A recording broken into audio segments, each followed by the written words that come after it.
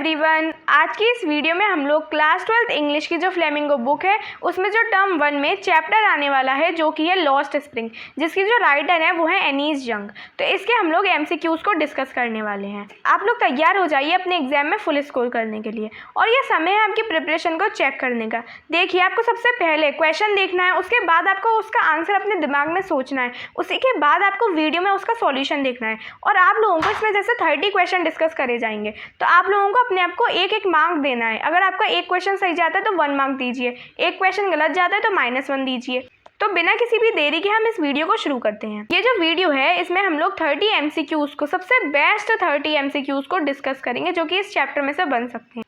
तो most expected MCQs को हमने रखा है, जिसमें आप लोगों को पता चल जाएगा कि आपकी प्रिपरेशन कितनी है। तो आप लोगों को चैलेंज लेना है अपने आप से। आप लोगों को बिल्कुल भी चीटिंग नहीं करनी है कि आप लोग पहले आंसर देख लेते हैं, उसके बाद सोचते हैं हाँ इसका राइट ऑप्शन तो ये होना चाहिए। तो आपको अपने आप को +1 एंड -1 मार्क्स तो देना ही देना है। तो देखिए, अब हम बता दें मोस्ट इंपॉर्टेंट चीज़ क्या है कि लॉस्ट स्प्रिंग जो है इसके राइटर कौन थी। इसकी राइटर हैं Annie's young.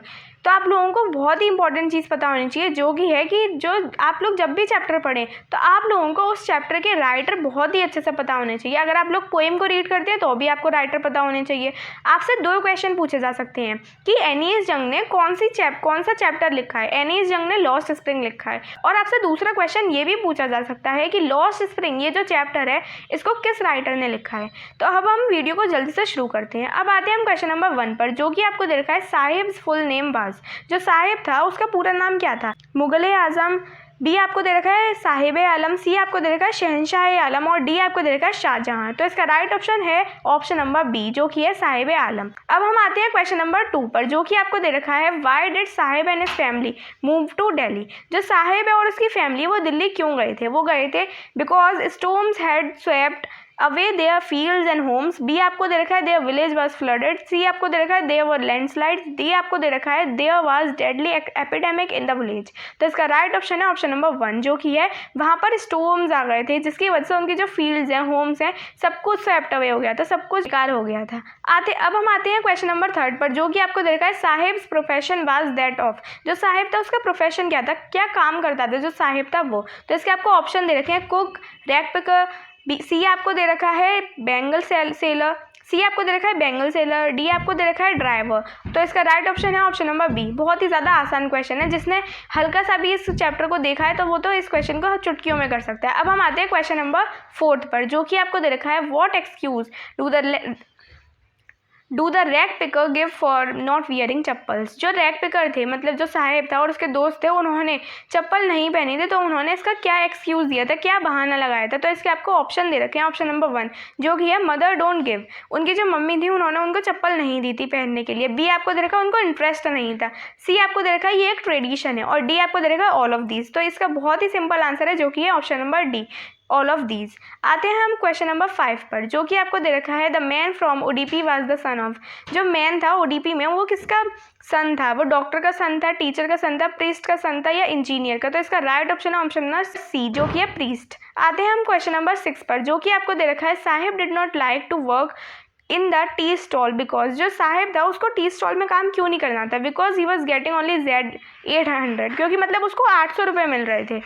He hated the steel canister, वो स्टील कैनिस्टर को पसंद नहीं करता था। सी आपको दे रखा है he was no longer his own master, वो अपने आप का मालिक नहीं रहेगा। डी आपको दे रखा है he had carry heavy bags, उसको भारी बैग उठाने पड़ेंगे। तो इसका राइट ऑप्शन है ऑप्शन नंबर सी, वो अपने आप का मालिक नहीं रहेगा, उसको किसी दूसरे मालिक के अंडर में काम करना पड़ेगा। तो इसी की वजह से उसको टी स्टॉल पर काम करना बिल्कुल भी पसंद नहीं था। आते हैं हम क्वेश्चन नंबर 7 पर, जो कि आपको दे रखा है garbage to rag picker is. जो गार्बेज है मतलब कूड़ा कचरा है, वो रैग पिकर के लिए क्या है? मनी है, daily bread, roof over their heads, gold है, सिल्वर है, क्या चीज़ है? तो इसका राइट ऑप्शन है ऑप्शन नंबर बी, जो कि है daily bread and roof over their heads. मतलब उनके लिए खाने पीने का सिर्फ इंतजाम यही रैग पिकिंग करती है और कुछ भी नहीं। उनके जो सर पे छत है वो भी किसकी वजह से है? ये रैग पिकिंग की वजह से। आते हैं हम क्वेश्चन नंबर 8 पर, जो कि आपको दे रखा है according to the author what was the garbage for the parents. जो पेरेंट्स है उनके लिए गार्बेज क्या है? तो आपको इसके ऑप्शन दे रखे हैं means of entertainment, means of Joy, means of सोरो, मीन्स ऑफ सर्वाइवल। तो जो पेरेंट्स हैं वो अपने बच्चों से भी रैक पिकिंग का काम कराते हैं, खुद भी अगर वो रैक पिकिंग का करते हैं तो उनके लिए ये गार्बेज उठाना क्या चीज़ है, मीन्स ऑफ सर्वाइवल है, मीन्स ऑफ सोरो है, जॉय है या एंटरटेनमेंट है। तो इसका राइट ऑप्शन है ऑप्शन नंबर डी जो कि है मीन्स ऑफ सर्वाइवल। हर एक को छोटा मोटा काम करना नहीं पसंद होता लेकिन उनकी मजबूरी होती है उस काम को करने की। तो इसका राइट ऑप्शन क्या है, ऑप्शन नंबर डी। आते हैं हम क्वेश्चन नंबर 9 पर जो कि आपको दे रखा है why did Saheb Alam not go to school. जो साहिब आलम है, साहिब है, वो स्कूल क्यों नहीं गया? Not interested, had no money to pay fees, wanted to go for movie, wanted to earn money। तो इसका राइट ऑप्शन है ऑप्शन नंबर बी जो कि है उसके पास पैसे नहीं है फीस को भरने के लिए। आते हैं हम क्वेश्चन नंबर 10 पर जो कि आपको दे रखा है why is the author calling garbage as gold in the story. जो ऑथर है उन्होंने गार्बेज मतलब कूड़े कचरे को गोल्ड क्यों कहा है? तो इसके आपको ऑप्शन दे रखे हैं because of jewels in it, B आपको दे रखा है because of gems in it, C आपको दे रखा है because of gold in it, D आपको दे रखा है बिकॉज ऑफ एनकैशमेंट वैल्यू। तो इसका राइट ऑप्शन है ऑप्शन नंबर डी। तो अब हम आते हैं क्वेश्चन नंबर 11 पर जो कि आपको दे रखा है what do the boys appear like to the author in the story. जो ऑथर है उनको जो बॉयज हैं वो कैसे दिखाई दे रहे हैं? मॉर्निंग क्रोज, बी आपको दे रखा है इवनिंग क्रोज, सी आपको दे रखा है मॉर्निंग बर्ड्स, डी आपको दे रखा है इवनिंग बर्ड्स। तो इसका राइट ऑप्शन है ऑप्शन नंबर सी जो कि है मॉर्निंग बर्ड्स। आते हैं हम क्वेश्चन नंबर 12 पर जो कि आपको दे रखा है Sahib held from which place. तो इसके आपको ऑप्शन दे रखे हैं Delhi, Seemapuri, green fields of Dhaka and D आपको दे रखा है नन। तो इसका राइट ऑप्शन क्या है? Green fields of Dhaka. आते हैं हम क्वेश्चन नंबर 13 पर जो कि आपको दे रखा है why did Sahib leave his house. जो साहिब था उसने अपना घर क्यों छोड़ा? तो इसके आपको ऑप्शन दे रखे हैं because the storm swept away his house and field, B आपको दे रखा है because to enjoy a life of leisure, C आपको दे रखा है टू फाइंड फ्रेंड्स, डी आपको दे रखा है टू गो टू कॉलेज। तो ये हमने क्वेश्चन 1 जो किया है बिल्कुल एज इट इज़ उसी की तरह, हल्की सी लैंग्वेज इसकी चेंज करी गई है। तो आप लोगों को इंग्लिश पे बहुत अच्छी पकड़ रखनी है अपने आप की। तो इसका राइट ऑप्शन क्या हो जाएगा? ऑप्शन नंबर ए जो कि है जो स्टॉर्म थी उसने उनकी जो फील्ड्स है, उनके जो हाउस है उसको पूरा स्वेप्ट अवे कर दिया था। आते हैं हम क्वेश्चन नंबर 14 पर जो कि आपको दे रखा है what are the reasons for the migration of people from villages to city in the lesson. तो जो माइग्रेशन हुआ पीपल का विलेज से सिटी में उसके रीज़न क्या था? Sweeping of houses and fields by storm, B आपको दे रखा है नो मनी, सी आपको दे रखा है एजुकेशन एंड अनएम्प्लॉयमेंट, डी आपको दे रखा है सेफ्टी। तो इसका राइट ऑप्शन है option number A sweeping of houses and fields by storm. देखिए वही सेम क्वेश्चन को कितनी बार रिपीट करा गया है। मैंने ये तीनों क्वेश्चन इसलिए रखे हैं कि आप लोग अलग अलग तरीके से जब देखेंगे इनकी लैंग्वेज को तो आप लोगों को समझ आएगा कि हमको किस तरीके से क्वेश्चन को सॉल्व करना है। आते हैं हम क्वेश्चन नंबर 15 पर जो कि आपको दे रखा है व्हाट चेंज डिड एनीज जंग सी इन Sahib when she saw him standing by the gate of neighborhood club। तो इसके आपको ऑप्शन क्या दे रखे हैं? as if lost his freedom, B आपको दे रखा है lost ownership, सी आपको दे रखा है lost joy, डी आपको दे रखा है all of these। तो इसका राइट ऑप्शन क्या है? all of these। आते हैं क्वेश्चन नंबर 16 पर जो कि है who are responsible for the poor condition of bangle makers in the Firozabad. तो इसमें आपको ऑप्शन क्या दे रखे हैं? पेरेंट्स, सोसाइटी, ब्यूरोक्रेट्स और डी आपको दे रखा है ऑल ऑफ दीज। तो इसका राइट ऑप्शन क्या है? All of these. इन सभी की वजह से, पेरेंट्स की वजह से, सोसाइटी की वजह से, ब्यूरोक्रेट्स की वजह से जो पुअर कंडीशन है बैंगल मेकर्स की कि जो चाइल्ड है मुकेश है, आपने जब ये चैप्टर रीड किया होगा तो आप लोगों ने इसका नाम तो सुना होगा। तो जो मुकेश है उसको बैंगल मेकिंग का भी काम करना पड़ा। तो ये किसकी वजह से? इन सभी की वजह से। तो इसका राइट ऑप्शन क्या है? ऑप्शन नंबर डी जो कि है ऑल ऑफ दीज। अब आते हैं हम क्वेश्चन नंबर 17 पर जो कि आपको दे रखा है what is the function of glass blowing industry. जो ग्लास ब्लोइंग इंडस्ट्री है उसका फंक्शन क्या है? To make windows, to make doors, to mould glass, और डी आपको दे रखा है to mould glass and make colourful bangles. तो इसका राइट ऑप्शन क्या है? डी जो कि है कि उनको ग्लासेस बनाने होते हैं और उनको कलरफुल बैंगल बनानी होती है। अब आते हैं हम क्वेश्चन नंबर 18 पर जो कि आपको दे रखा है the city of Firozabad is famous for what. जो ये सिटी है फिरोजाबाद ये किस चीज़ के लिए फेमस है? ये कास्टिज्म के लिए फेमस है, ये रैग पिकर्स के लिए फेमस है, ये पॉवर्टी के लिए फेमस है, या फिर ये बैंगल्स के लिए फेमस है? तो इसका राइट ऑप्शन क्या है? ऑप्शन नंबर डी जो कि है बैंगल्स के लिए फेमस है। आते हैं हम क्वेश्चन नंबर 19 पर जो कि आपको दे रखा है how is Mukesh attitude different from his family.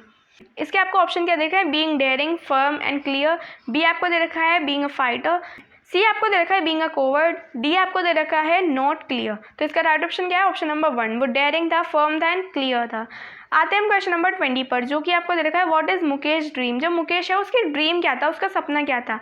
To be a doctor, to be a merchant, to be a drug, और डी आपको दे रखा है to be a motor mechanic. तो इसका राइट ऑप्शन क्या है? ऑप्शन नंबर डी उसको मोटर मैकेनिक बनना था।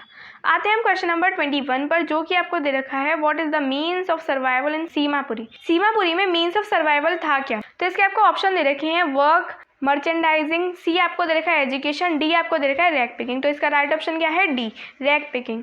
आते हैं क्वेश्चन नंबर 22 पर, जो कि आपको दे रखा है what are the reasons for migration of people from village to city. ये तो बिल्कुल सेम वही क्वेश्चन है जो कि रिपीट हो गया है। तो इसका राइट ऑप्शन क्या है? ऑप्शन नंबर ए, ये हम पहले ही डिस्कस कर चुके हैं।